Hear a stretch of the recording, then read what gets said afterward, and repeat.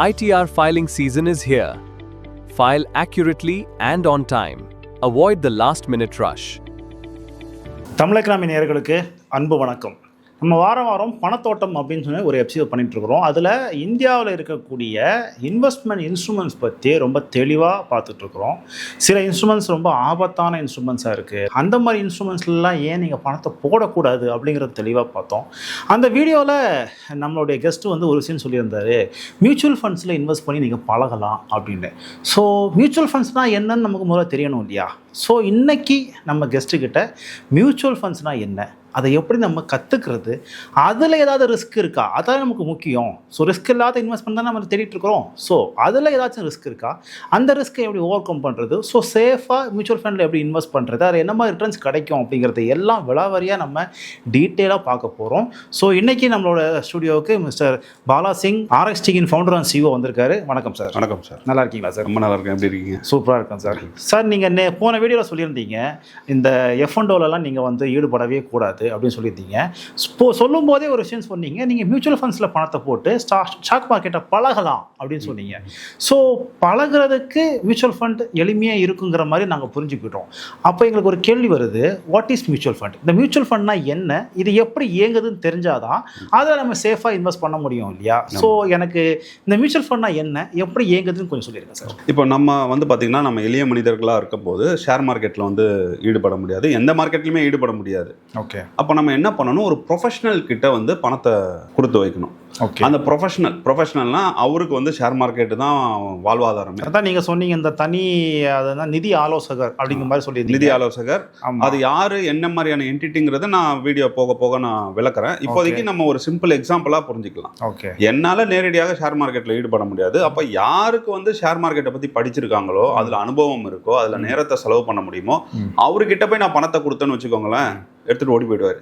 ஆமா, கண்டிப்பா. அதான் நான் சொல்ல வந்தேன், நீங்க யாரோ ஒருத்தர்கிட்ட பணத்தை கொடுக்க சொல்றீங்களே, எதை நம்பி சார் கொடுக்கறதுன்னு கேட்க வந்தேன். ஸோ மியூச்சுவல் ஃபண்டுங்கிறன்னு சொல்றதுக்கு முன்னாடி கான்செப்ட் சொல்றதுக்காக இந்த எக்ஸாம்பிள் சொல்றேன். அப்போ நாம அவர்கிட்ட பணத்தை கொடுக்கும்போது அவர் நம்ம சார்பாக மார்க்கெட்ல இன்வெஸ்ட் பண்ணி மார்க்கெட்ல லாபமோ நஷ்டமோ அதை நமக்கு திருப்பி கொடுப்பாரு. சரி, அவரு ஓடி போயிட மாட்டாரா? இல்ல, ஓடி போக மாட்டாரு. அதுதான் மியூச்சுவல் ஃபண்ட்ஸ் அப்படிங்கிற கான்செப்ட்ல வச்சிருக்கு. நம்ம தனிநபர்கள் கிட்ட பணம் கொடுக்கவே கூடாது. சொல்றது தனிநபர் இல்ல, அது ஒரு சிஸ்டம் இருக்கு. அது ஒரு சிஸ்டம் இருக்கு. இந்தியாவோட பெரிய சிஸ்டம் அது. அதுக்கு ஒரு எடுத்துக்காட்டு சொல்லணும் அப்படின்னா, நமக்கு 2016 பண மதிப்பிழப்பு வரும்போது நம்ம இந்தியா முழுக்க இருந்த கரன்சியோட மொத்த மதிப்பு 20 லட்சம் கோடி என்னமோ சொல்லுவாங்க. இன்றைய தேதியில மியூச்சுவல் ஃபண்ட்ஸ்ல மேலாண்மை செய்யப்படுகின்ற தொகை அப்படின்னு பாத்தீங்கன்னா 60 இருந்து 70 லட்சம் கோடிகள். 2016 நம்ம கிட்ட மொத்த பணமே 20 லட்சம் கோடி. இன்னைக்கு 67 லட்சம் கோடி மியூச்சுவல் ஃபண்ட்ல மட்டும் இருக்கு. மியூச்சுவல் ஃபண்ட்ல மட்டும் இருக்கு. அவ்வளோ பணம் இருக்கா? அவ்வளோ பணம் இருக்கா? அப்ப அது எவ்வளவு பெரிய சிஸ்டமா இருக்கும் அப்படிங்கறத புரிஞ்சுக்கோங்க. அப்போ ஓடி போயிட்டாரு அப்படின்னா போகவே முடியாது. எல்லாம் அவ்வளோ கிறுக்கி பிடி போட்டு வச்சிருக்காங்க. இன்னும் ஒரு எக்ஸாம்பிளோட சொல்லணும் அப்படின்னா, ஒரு 5-6 வருஷத்துக்கு முன்னாடி அமெரிக்கால இருந்து இங்கே யாராவது இன்வெஸ்ட் பண்றாங்க, ஃபாரின் இன்ஸ்டிடியூஷனல் இன்வெஸ்டர்னு சொல்லுவாங்க, அவங்க பணத்தை எடுத்துட்டாங்கன்னா நம்மளுடைய பங்குச்சந்தையே கீழே விழுந்துரும் அப்படிம்பாங்க. இப்ப அந்த மாதிரி எல்லாம் நடக்கிறது கிடையாது. அதுக்கு என்ன காரணம் அப்படின்னா, இந்தியர்கள் போட்டு வச்சிருக்கிற இந்த மியூச்சுவல் ஃபண்ட் பணம் மார்க்கெட்ல இன்வெஸ்ட் செய்யப்படுது. ஸோ நாம வெளியில இருந்து வர்ற பணத்தை விட அதிகமாக முதலீடு பண்ண தொடங்கிட்டோம், பணத்தை ஒருங்கிணைக்க தொடங்கிட்டோம். நம்ம தங்கமாகவும் நிலமாகவும் வைத்திருந்த பணத்தை நம்ம பொருளாதாரம் வளர்ச்சி அடைவதற்காக கொண்டு வந்துட்டோம் அப்படிங்கிற அளவில் புரிஞ்சுக்கலாம். ஓகே. அப்போ மியூச்சுவல் ஃபண்ட்ல அதிகமான பணம் வருது, அது நாட்டுக்கும் சேஃப்டியை கொடுக்குது. அப்போ பணம் ஏன் வருது அப்படின்னா, இது ரொம்ப பாதுகாப்பான சிஸ்டம் அப்படிங்கிற மாதிரி எனக்கு ஒரு புரிதல் வருது. உண்மையிலே பாதுகாப்பு தானா? இது எப்படி பாதுகாப்பு, அதை நீங்க சொல்லுங்க. இது ஒரு ட்ரஸ்டின் கீழே தான் ஃபண்டெல்லாம் உருவாக்குவாங்க. நான் தனிநபர்னு சொன்னா தனிநபர் கூட கிடையாது, ஒரு ஃபண்டை உருவாக்குவாங்க. அதுக்கு தனி லீகல் என்டிட்டிலாம் இருக்கு அப்படிங்கிற அளவுல புரிஞ்சுக்கோங்க. இதை யார் வெளியிடுவாங்க?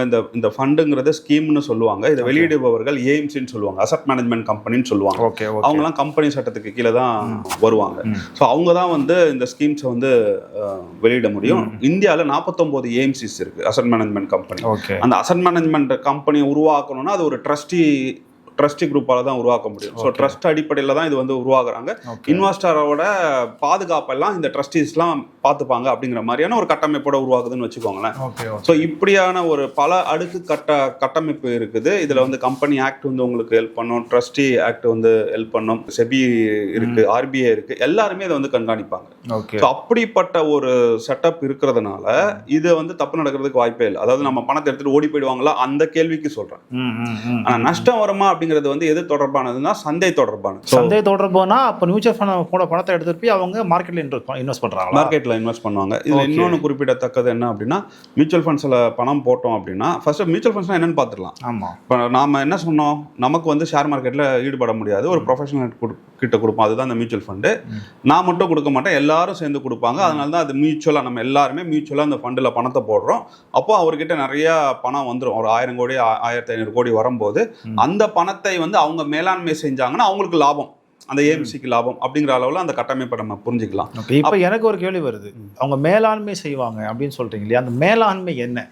நமக்கு அங்கே தானே பிரச்சனையே. அப்போ அவங்க அதை என்னவா மேலாண்மை செய்கிறாங்க அப்படிங்கிறது தெரிஞ்சாதான் நான் அவங்ககிட்ட பணத்தை கொடுக்கணுமா வேணாமான்னு முடிவே செய்வேன். அப்போ அந்த மேலாண்மை அப்படிங்கிறதுக்குள்ள என்னென்ன விஷயங்கள்லாம் வரும்? ஸோ நமக்கு இருக்கிற சிக்கல் என்ன, ஷேர் மார்க்கெட்டில் ஈடுபடணும்னா ஷேர் மார்க்கெட்டை பற்றி தெரியாது, எந்த பங்குகளை தேர்ந்தெடுக்கணும்னு தெரியாது, எப்போ தேர்ந்தெடுக்கணும்னு தெரியாது, எந்த பங்குகளை விற்கணும்னு தெரியாது, இது எதுவுமே தெரியாது. அப்போ நம்ம மேலாண்மைன்னு சொன்னால் பங்குச்சந்தை தொடர்பான ஒரு மேலாண்மைன்னு வரும்போது நம்ம கிட்ட பணத்தை வாங்கி, அது 1000 கோடியா இருக்கலாம், 1500 கோடியா இருக்கலாம், நம்ம கிட்ட பணத்தை வாங்கி அவங்க சந்தையில் எந்த பங்குகளை வாங்கலாம், எந்த அளவுக்கு வாங்கலாம், அலோகேஷன்ஸை மெயின்டைன் பண்ணுவாங்க, எப்போ வாங்கலாம் அப்படிங்கிறத உறுதி பண்ணி கரெக்டாக அந்த நேரத்தில் வந்து பங்குகளை வாங்குவாங்க. அதே மாதிரி எப்போ விற்கணும் அப்படிங்கிறத முடிவு பண்ணி விற்பாங்க. இந்த பரிவர்த்தனைக்கு தேவையான அத்தனை கம்ப்ளைண்ட்ஸும் அவங்க வந்து மேலாண்மை பண்ணுவாங்க. இந்த டிரான்சாக்ஷன்லாம் பண்ணிட்டேன் அப்படிங்கிற ரிப்போர்ட்டிங்கை நம்ம கிட்ட கொடுப்பாங்க. எந்த விலைக்கு நமக்காக பண்ணியிருக்காங்க அப்படிங்கிற விஷயங்கள் எல்லாத்தையும் நம்ம கிட்ட சொல்லுவாங்க, டிரான்ஸ்பரண்டா இருப்பாங்க. ஸோ இதைத்தான் நம்ம வந்து அந்த ஃபண்டை மேலாண்மை பண்றது அப்படின்னு சொல்லலாம். ஆனால் நம்ம புரிஞ்சுக்க வேண்டியது என்னன்னா, நம்ம சார்பாக ஒருத்தர் வந்து சந்தையில முதலீடு பண்ணி அதுல லாபமோ நஷ்டமோ நமக்கு எடுத்து கொடுப்பார் அப்படிங்கிற அளவில் புரிஞ்சுக்கலாம். இதுல நான் சொன்னது ஒரே ஒரு உதாரணம் தான், ஷேர் மார்க்கெட்ல நம்ம கிட்ட இருந்து வாங்கி போடுவாங்கன்னு. ஆனா மியூச்சுவல் ஃபண்ட்ஸ் அப்படிங்கிறது ஷேர் மார்க்கெட்டோட தொடர்புடையது மட்டும் கிடையாது. மியூச்சுவல் ஃபண்ட்ஸ் மூலமா நீங்க தங்கம் வாங்கலாம், வெள்ளி வாங்கலாம், ஸோ இந்த மாதிரி பல கமாடிட்டிஸும் நீங்கள் வாங்கலாம். இது யார் முடிவு பண்ணுவா? தங்கம் வாங்குறதா வெள்ளி வாங்குறதாங்கிறது நான் முடிவு பண்ணுவேனா, இல்லை அந்த ஃபண்டை மேனேஜ் பண்ணக்கூடிய அந்த மேலாண்மை செய்யக்கூடிய அந்த நபர் முடிவு பண்ணுவாரா? ஒரு ஃபண்டை ரிலீஸ் பண்ணுறாங்க, ஒரு ஸ்கீமை ரிலீஸ் பண்ணுறாங்க அப்படின்னாலே ஒரு ப்ராஸ்பெக்டஸ்ன்னு சொல்லி ஒரு டாக்குமெண்ட்டை வெளியிடுவாங்க மக்கள்கிட்ட. ஓகே நாங்கள் உங்ககிட்ட பணத்தை வாங்கி இந்த இன்ஸ்ட்ருமெண்ட்ல நாங்கள் வந்து முதலீடு பண்ணுவோம், இதோட ரிஸ்கோ மீட்டர் இவ்வளோ, சில இதெல்லாம் வந்து நிறைய ரிஸ்க் இருக்கும். இது வந்து அந்த ஃபண்ட் ஸ்கீம் அப்படிங்கறத வந்து நான் ஒரு நிறுவனம் புரிஞ்சுக்கலாமா? அப்பதான் எளிமையா புரியும் நினைக்கிறேன். புரிஞ்சுக்கலாம், ஒரு தனி நபர்னு கூட நீங்க புரிஞ்சுக்கலாம். இல்ல தனி நபர்னா கொஞ்சம் ரிஸ்க் பிரச்சனையா இருக்குது எனக்கு. பணத்தை தூக்கிட்டு ஓடிடுவாரோ, திடீர்னு அப்ஸ்காண்ட் ஆயிடுவானோ பயமா இருக்கு இல்லையா? ஒரு நிறுவனம் அப்படின்னா இப்போ ஒரு ஏஎம்சி கீழே நிறைய நிறுவனங்கள் இருக்கும், விதவிதமான நிறுவனங்கள் இருக்கும். ஒரு நிறுவனம் அதுக்குண்டான வேலையை மட்டும் செய்யும் அப்படின்னு புரிஞ்சுக்கலாமா? புரிஞ்சுக்கலாம். பட் அந்த ஸ்கீம்னு சொன்னா இன்னும் கரெக்டா இருக்கும். அதுதான் டெர்மினாலஜி கரெக்டா. இப்போ அப்படின்னா ஒரு ஸ்கீமுக்கும் ஒரு தனித்தனியா டீம்ஸ் இருக்கும், அவங்களுக்கு ஃபண்ட் மேனேஜ் தனித்தனியா இருப்பாங்க. கரெக்டா? ஆமா, ஒரு டீமுக்கும் தனித்தனியா இருக்கும், ஸ்கீமுக்கும் தனித்தனியா இருக்க வாய்ப்பு இருக்கு. இப்போ நான் வந்து ஒரு ஸ்கீம்ல பணத்தை போட்டேன் அப்படின்னா அந்த ஸ்கீம்ல அந்த பணத்தை என்ன செய்வாங்கன்னு எனக்கு உத்தரவாதம் கொடுத்துருக்காங்களோ அதை மட்டும் தான் செய்வாங்க. கரெக்டா? Okay, super. இப்போ அடுத்து சொல்லுங்க, அடுத்து என்ன நடக்கும்? ஸோ நாம அதுல வந்து கொடுத்தோம்னா அவங்களே சொல்லியிருப்பாங்க, இந்த பணத்தை வைத்து நாங்க வந்து வெளிநாடுல வந்து முதலீடு பண்ணுவோம்னு சொல்லியிருக்கோம். சில ஸ்கீம்ஸ்லாம் இருக்கு. இல்ல நாங்க தங்கத்துல முதலீடு பண்ணுவோம்னு சொல்லுவாங்க. இல்ல இது ரெண்டுத்தையும் கலந்து நான் பண்ணுவேன், மல்டி அசெட் ஸ்கீம்ஸ்லாம் இருக்கு. இல்ல சில இதெல்லாம் வந்து பாத்தீங்கன்னா கான்ட்ராவா, அதாவது மார்க்கெட்ல எல்லாருமே வித்தா நாங்க வாங்குவோம், எல்லாரும் வாங்கும் போது நாங்க விற்போம் அப்படின்னு சொல்ல ஸ்ட்ராட்டஜிக்கல் ஸ்கீம்ஸ் வந்து இருக்கு. தெமெட்டிக் ஸ்கீம்ஸ்னு சொல்லுவாங்க, ஒரு குறிப்பிட்ட இண்டஸ்ட்ரி எடுத்து அதுல மட்டும் இன்வெஸ்ட் பண்றது அப்படிம்பாங்க. இப்படி பல வகையான மியூச்சுவல் ஃபண்ட்ஸ் இருக்கு. அதுலயே நிறைய டைப் இருக்கு. சோ இது இன்னும் சொல்ல போனா பாண்ட்ல இன்வெஸ்ட் பண்ணுவாங்க, அத டெட் ஃபண்டும்பாங்க. மணி மார்க்கெட் இன்ஸ்ட்ருமெண்ட்ஸ் அதுல வந்து உலகத்துல இருக்கிற எல்லா இன்வெஸ்ட்மெண்ட் இன்ஸ்ட்ருமெண்ட்ஸ்லயும் இன்வெஸ்ட் பண்ணுவாங்க மியூச்சுவல் ஃபண்டை பொறுத்த வரைக்கும். ஆனா அது எந்த ஸ்கீம்ங்கிறத நம்ம சூஸ் பண்ணி போடணும். ஆமா, அதுக்கு என்ன அர்த்தம் அப்படின்னா, அவங்க டாக்குமெண்ட் கொடுத்தாங்கன்னா அந்த டாக்குமெண்ட்ல சொல்லியிருக்க விஷயம்லாம் எனக்கு புரிஞ்சிருக்கான்னு பார்த்துட்டு நீங்க வந்து முதலீடு பண்ணலாமா வேணாமான்னு முடிவு பண்ணலாம். அந்த டாக்குமெண்ட்டை படிச்சு புரிஞ்சிக்க முடியுது. ஆனா அவங்க செய்யறது சரியா தப்பா அப்படிங்கிறத பகுப்பாய்வு செய்யக்கூடிய அளவுக்கு எனக்கு அறிவு இருக்காது. ஏன்னா எனக்கு ஸ்டாக் மார்க்கெட் பற்றி அவ்வளோ தெரியாது. அப்போ நான் எப்படி ஒரு கம்பெனியை சூஸ் பண்ண முடியும்? ஒரு ஸ்கீமை எப்படி சூஸ் பண்ண முடியும்? சரியான ஸ்கீமை எப்படி சூஸ் பண்ணுறது? Very good. ஸோ நீங்கள் கேட்குற கேள்வியை நான் இன்னும் கூட கொஞ்சம் விரிவாக சொல்கிறேன். நம்ம கிட்ட பணம் இருக்கு அப்படின்னா அந்த பணத்துக்கு வந்து வெவ்வேறு வடிவங்களை நம்ம கொடுக்கலாம். ஓகே, இப்போ நீங்க வந்து உங்க மகனுக்கு, உங்க தாய்க்கு வந்து நீங்க மகனா இருக்கிறீங்க, உங்களுடைய மனைவிக்கு வந்து கணவனா இருக்கீங்க, உங்க குழந்தைக்கு தகப்பனா இருக்கிறீங்க. அப்போ ஒரே ஆள் தான். ஆனா உங்களுக்கே நம்ம இவ்வளவு வடிவங்கள் கொடுக்கும்போது உங்ககிட்ட ஒரு 10,000 ரூபாய் இருந்ததுன்னு வச்சுக்கோங்களேன், அந்த 10,000க்கு பல்வேறு முகங்கள் உண்டு. அந்த 10,000 வந்து நம்ம முதலீட்டு தொகையா பார்க்கணும் அப்படிங்கிறத தாண்டி அந்த 10,000 எமர்ஜென்சி ஃபண்டா இருக்கணுமா, அந்த 10,000க்கு நான் ஒரு கோலோட அசைன் பண்ணணுமா, இல்ல இந்த வருடத்து செலவோட நான் அந்த 10,000 பொருத்தி பார்க்கணுமா, இல்ல இந்த 10,000 எனக்கு 5 வருஷத்துக்கு தேவை இல்லையா அப்படின்னு பல முகங்கள் அந்த 10,000க்கு உண்டு. ஓகே. ஸோ நீங்க ஃபர்ஸ்ட் அதை கண்டுபிடிக்கணும். ஓகே. அதை கண்டுபிடிச்சிட்டு அதுக்கு ஏத்த மியூச்சுவல் ஃபண்ட்ஸை நீங்க தேர்ந்தெடுக்கணும். அப்போ மியூச்சுவல் ஃபண்ட்ஸை எப்படி பிரித்து பார்க்குறது? அப்படி வரணும். இப்போ மியூச்சுவல் ஃபண்ட்ஸில் இப்போ எனக்கு ஒரு மியூச்சுவல் ஃபண்ட் நான் வந்து அதிகமான ரிட்டர்ன் கொடுக்கணும். இதுதான் வந்து இந்தியாவில் பெரும்பாலான மக்களுக்கு இருக்கக்கூடிய ஆசை.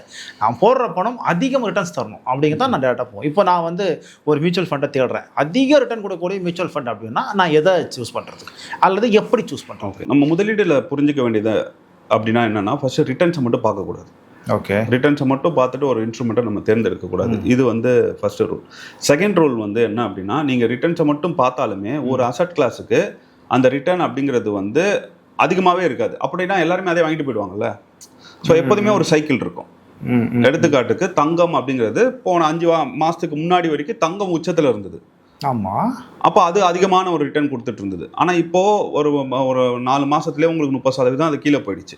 ஸோ எந்த ஒரு அசட் கிளாஸாக இருந்தாலும் மேலே போகும், கீழே வரும். இது மியூச்சுவல் ஃபண்ட்ஸுக்கும் பொருந்தும். மியூச்சுவல் ஃபண்ட்ஸ்லையும் நான் பல வகைகள் இருக்கும் அப்படின்னு சொன்னேன். இப்போ நம்ம அதிக ரிட்டர்ன்ஸ் எதிர்பார்த்தோம்னா ஈக்விட்டி, ஷேர் மார்க்கெட்டோட தொடர்புடைய இன்ஸ்ட்ருமெண்ட்டில் தான் நம்ம இன்வெஸ்ட் பண்ணணும். ஆனால் அதுலேயே பல வகைகள் உண்டு.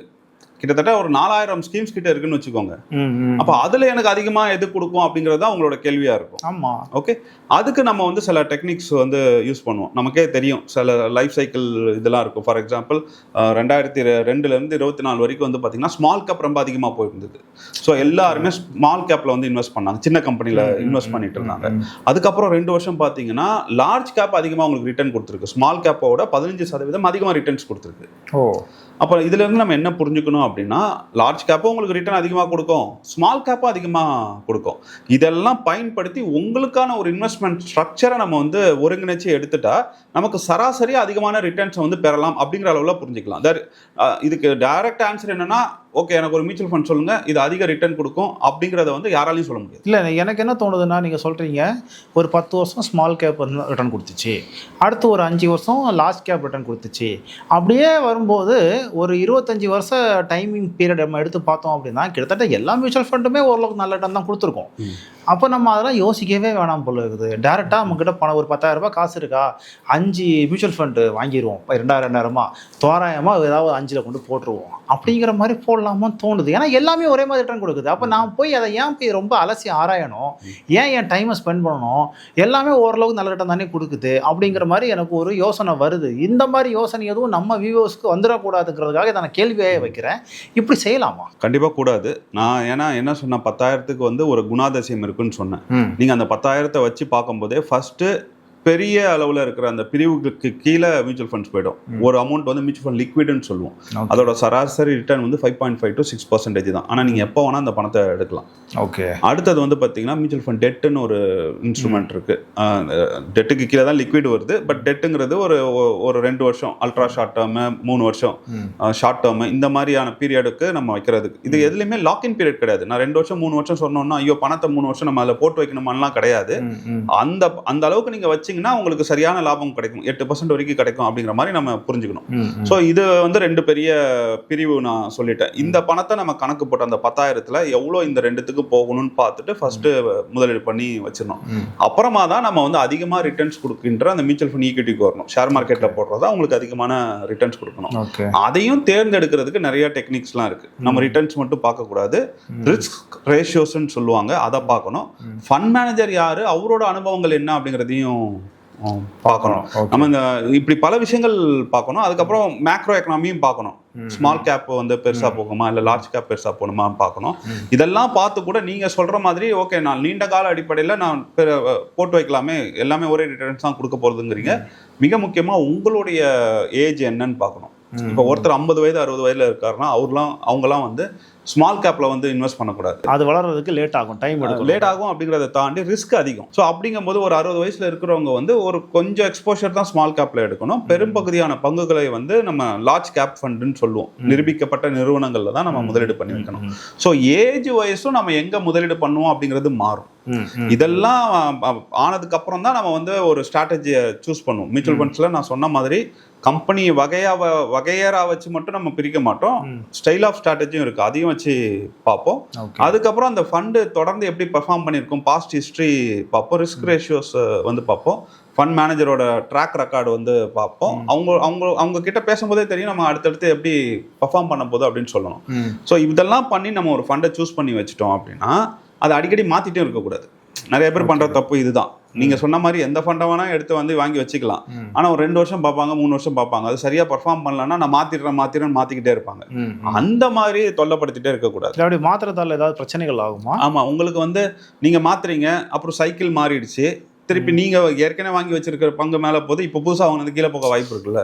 நம்ம என்ன சொல்றோம், சைக்கிள் மாற வாய்ப்பு இருக்குன்னு தான் சொல்றோம். சரி, இந்த சிக்கல்லாம் வேணாம் அப்படின்னா நீங்க ஒரு நல்ல நிதி ஆலோசகர் இல்ல மியூச்சுவல் ஃபண்ட் டிஸ்ட்ரிபியூட்டர்கிட்ட போனீங்க அப்படின்னா நீங்க அவங்களே உங்களுக்கு வந்து என்னென்ன இன்ஸ்ட்ருமெண்ட்ல இன்வெஸ்ட் பண்ணணும்னு சொல்லிடுவாங்க. இதுல பெரிய அட்வான்டேஜ் என்னன்னா அவங்க சரியா சொல்றாங்களா இல்லையாங்கிறத தாண்டி நீங்க கேள்வியாவது கேட்க முடியும். இப்ப இதுவே நீங்களே இன்வெஸ்ட் பண்ணீங்கன்னா நீங்க யார்கிட்ட போய் ஒரு உரையாடலை நடத்துவீங்க நீங்க? ஸோ அதனால நம்ம புரிஞ்சுக்க வேண்டியது என்னன்னா எல்லாத்துக்கும் இங்க ஹெல்ப் இருக்கு, ஆலோசனை தருவதற்கு மக்கள் இருக்காங்க. அதெல்லாம் பயன்படுத்திக்க தெரியணும். எல்லா முடிவும் நாமளே எடுக்கணும்னு நினைச்சோம் அப்படின்னா அது சரியான முடிவா இருக்க வாய்ப்பு கம்மி. இல்லை, நீங்க சொல்லும் போதே எனக்கு நான் எப்படி ஆரம்பிச்சேன்னா மியூச்சுவல் ஃபண்டுனா ரொம்ப ஈஸியாக இருக்கும் போல இருக்குது, நம்ம சில கேட்டகரிஸ்லாம் இருக்கும் போல இருக்குது, அதில் போய் நம்ம என்னென்னு பார்த்து நம்ம ஒரு நல்ல கம்பெனியில் இன்வெஸ்ட் பண்ணிட்டோம் அப்படின்னா அவங்க அந்த ஃபண்ட் மேனேஜர் நம்ம ஒரு ஃபண்டை மேனேஜ் பண்ணுவார், ஸோ ரிஸ்க் கம்மியாக இருக்கும் அப்படின்னு நினச்சேன். பட் நம்ம அந்த ஃபண்ட் மேனேஜரோட ஹிஸ்ட்ரியை பார்க்கணும், அவருடைய ட்ராக் ரெக்கார்டை செக் பண்ணணும், அந்த ஃபண்டு இதுக்கு முன்னாடி எப்படிலாம் பர்ஃபார்ம் பண்ணிக்குதுங்கிற போய் பார்க்கணும். இது நிறைய விஷயங்களும் நம்ம ஸ்டாக் மார்க்கெட் மாதிரியே இதுலேயும் நிறைய விஷயங்களை கற்றுக்க வேண்டியிருக்குது. அப்படிங்கிறப்ப நானே இதை கேள்வி கேட்கலான்னு நினச்சேன். அப்போ இதுக்கும் திரும்பவும் நம்ம வந்து ஃபினான்ஷியல் அட்வைசரை தான் வைக்கணுமா அப்படின்னு கேட்கலான்றது நீங்களே சொல்லிட்டீங்க. நம்ம இது தப்பு கிடையாது. எதுக்கு நம்ம வந்து ஒரு ஃபினான்ஷியல் அட்வைசரையோ இல்லை மியூச்சுவல் ஃபண்ட் டிஸ்ட்ரிபியூட்டரோ பார்த்து பார்க்கணும்? அவங்களோட வேலையா தானே. எஸ்ஐபின்னு ஒரு விஷயம் இருக்கு, எஸ்டபிள்யூபின்னு ஒரு விஷயம் இருக்கு. இந்த ரெண்டும் என்ன, இது எப்படி நம்மள மாதிரி ஆட்களுக்கு பலன் கிடைக்கும்? மியூச்சுவல் ஃபண்ட்ஸ்ல வந்து நீங்க முதலீடு பண்ணலாம், பணத்தை எடுக்கலாம், 2 விஷயம் பண்ணலாம். ஏன்னா உங்க பணத்தை நீங்க எடுக்கலாம்ல. அப்போ முதலீடு பண்றதுல ஒரு பிரிவு தான், ஒரு வகை தான் எஸ்ஐபி. 2 விதமா நம்ம வந்து முதலீடு பண்ணலாம். ஒன்று உங்க கையில வந்து 1 லட்ச ரூபா இருக்குன்னா அதை அப்படியே போயிட்டு நம்ம மியூச்சுவல் ஃபண்ட்ஸ்ல வந்து பர்ச்சேஸ் பண்ணலாம். அதை வந்து லம்சம் பர்ச்சேஸ் அப்படின்னு சொல்லுவாங்க. அப்போ சிலருக்கு வந்து அந்த 1 லட்சங்கிறது வந்து பெரிய தொகை, அதை ஒரே நேரத்தில் கொடுக்க முடியாது, நான் மாதம் தோறும் 5000 ரூபா என்னால் இன்வெஸ்ட் பண்ண முடியும்னு சொல்லுவாங்க. அப்போ அவங்களுக்கு என்ன பண்ணுவாங்க, ஒரு இன்ஸ்ட்ரக்ஷன் ஒன்று கிரியேட் பண்ணுவாங்க. அதுதான் எஸ்ஐபி இன்ஸ்ட்ரக்ஷன். எஸ்ஐபினா systematic investment plan. Okay. So மாதம் தோறும் அந்த 5000 ரூபா உங்களுடைய வங்கி கணக்குல இருந்து எடுக்கப்பட்டு இந்த ஸ்கீம்ல வந்து முதலீடு செய்யப்படும். ரொம்ப எளிமையாக அந்த ப்ராசஸ்லாம் நடக்கும்னு சொல்லலாம். இதுதான் எஸ்ஐபி. ஓகே. இப்போ நீங்க நல்லா சேர்த்துட்டீங்க. இப்போ உங்களுக்கு ஒரு 35 வயசு அப்படின்னா நீங்க ஒரு 60 வயசுல வந்து அது வரைக்கும் நீங்க வேலை பார்க்குறீங்க, நல்லா சேர்த்துட்டீங்க, ஒரு 15 கோடி நீங்க சேர்த்து வச்சுட்டீங்க. இப்போ எடுக்கணும். இப்போ எடுக்கிறதுங்கிறது வந்து பார்த்தீங்கன்னா நீங்கள் 15 கோடியை மொத்தமாக எடுத்து ஒரு வீடு கட்டி அதுலேருந்து வாடகை எடுத்து நீங்கள் உங்கள் வாழ்க்கையை நகர்த்தலாம். ஆனால் நீங்கள் ஒரு 15 கோடிக்கு நீங்கள் ஒரு ப்ராப்பர்ட்டி வாங்கி அதை வாடகைக்கு கூட்டிங்கன்னா இப்போ நமக்கு கிடைக்கிற அந்த ரெண்டல் இன்கம் வந்து ரொம்ப கம்மி, ஈல்டு ரொம்ப கம்மி. உங்களுக்கு வந்து 15 லட்ச ரூபா கிடைக்கணும் மாதம். ஆனால் நம்ம ஊரில் வந்து பார்த்தீங்கன்னா 15 கோடிக்கு நீங்கள் ஒரு இது வாங்கி வாடகைக்கு கூட்டிங்கன்னா 3-4 லட்சம் தான் வரும், 2-3% தான் ஈல்டு. அதுக்கு பதிலாக நீங்கள் என்ன பண்ணலாம், இந்த 15 கோடியில் இருந்து 4% கணக்கு பண்ணி ஒரு 4-5 லட்சம் நீங்கள் மாதம் தோறும் அந்த ஃபண்டில் இருந்து எடுத்துக்கலாம். அப்போ நீங்கள் எடுக்கிறது 4 லட்சம் 5 லட்சமாக இருந்தாலும் மீதி இருக்கிற தொகை வந்து பார்த்தீங்க அப்படின்னா தொடர்ந்து மார்க்கெட்டில் வளர்ந்துக்கிட்டே இருக்கும். ஓகே. ஸோ இதுக்கு என்ன அர்த்தம் அப்படின்னா நீங்கள் எடுக்க எடுக்க அட்சய பாத்திரம் மாதிரி அவ்வளோ பெரிய கார்பஸ் குறையவே குறையாது. ஓகே. கடைசி வரைக்கும் வாழ்நாள் முழுக்க நம்மளோட நாமினி வரைக்கும் எடுக்க முடியும். ஸோ இது யாருக்கு ரொம்ப பெரிய பயன் அளிக்கும் அப்படின்னு பார்த்தீங்கன்னா, நிறைய பேர் வந்து நிறைய அசெட் கிரியேட் பண்ணி வச்சிருப்பாங்க, நிறைய லேண்ட் வச்சிருப்பாங்க, நிறைய பில்டிங் வச்சிருப்பாங்க. அதெல்லாம் ஆட்டோமேட்டிக்காக உங்களுக்கு பணத்தை உருவாக்காது. அப்போ நீங்க இந்த மாதிரி ஒரு இன்ஸ்ட்ருமெண்ட்ல இன்வெஸ்ட் பண்ணீங்கன்னா இது உங்களுடைய பிற்காலம்னா உங்களுக்கு அப்புறம் உங்க பிள்ளைகளுக்கும் நீங்க சொத்தா கொடுத்துட்டு போகலாம். நீங்க இருக்கும்போது இதை அனுபவிக்கலாம். இப்ப இருக்கிறவங்க யாருமே சொத்தை அனுபவிப்பது கிடையாது. ஸோ அந்த வசதியை வந்து இந்த எஸ்டபிள்யூபி வந்து உருவாக்குது அப்படின்னு சொல்லலாம். இதை வந்து எல்லாருமே பயன்படுத்த கற்றுக்கொள்ள வேண்டும். Super sir. இப்போ மியூச்சுவல் ஃபண்டை பற்றி ஒரு டீட்டெயிலான எக்ஸ்ப்ளனேஷன் கொடுத்துருக்கீங்க. எந்த இன்ஸ்ட்ருமெண்ட்டில் நம்ம பணத்தை போடணும்னா கூட ஒரு நிதி சார்ந்த ஆலோசகரை வைத்துக்கொள்வது அப்படிங்கிறது ஒரு நல்ல டாக்டர் நம்ம பக்கத்தில் வச்சுருக்கிறது மாதிரி ஒரு ரொம்ப முக்கியமான விஷயம் அப்படிங்கிறத புரிய வச்சிங்க. கண்டிப்பாக நம்ம வியூவர்ஸ்க்கு முக்கியமான விஷயமா இருக்கும். நம்ம வியூவர்ஸ் யாராவது உங்களுக்கு ஏதாச்சும் நிதி சார்ந்த ஆலோசனைகள் வேணும் அப்படின்னா டிஸ்கிரிப்ஷனில் RXTயோட 1-to-1 செஷனுக்கான லிங்க்ஸ் இருக்குது. அதில் நீங்கள் கால் பண்ணி அதில் நீங்கள் ரெஜிஸ்டர் பண்ணி உங்களுடைய செஷனை கன்ஃபார்ம் பண்ணிக்கலாம். வெறும் 1000 ரூபாயில் உங்களுடைய ஒட்டுமொத்த வாழ்க்கைக்கான உங்கள் இன்வெஸ்ட்மெண்ட்டுக்கான ஒரு உத்தரவாதத்தை நீங்கள் தாராளமாக எடுத்துக்கலாம்னு சொல்லி ஒரு முழு உத்தரவாதத்தையும் என்னால் கொடுக்க முடியும்னு நினைக்கிறேன். ஸோ நம்ம அடுத்த வாரம் இன்னொரு வீடியோ சந்திக்கலாம் சார். நன்றி. ITR filing season is here. File accurately and on time. Avoid the last-minute rush.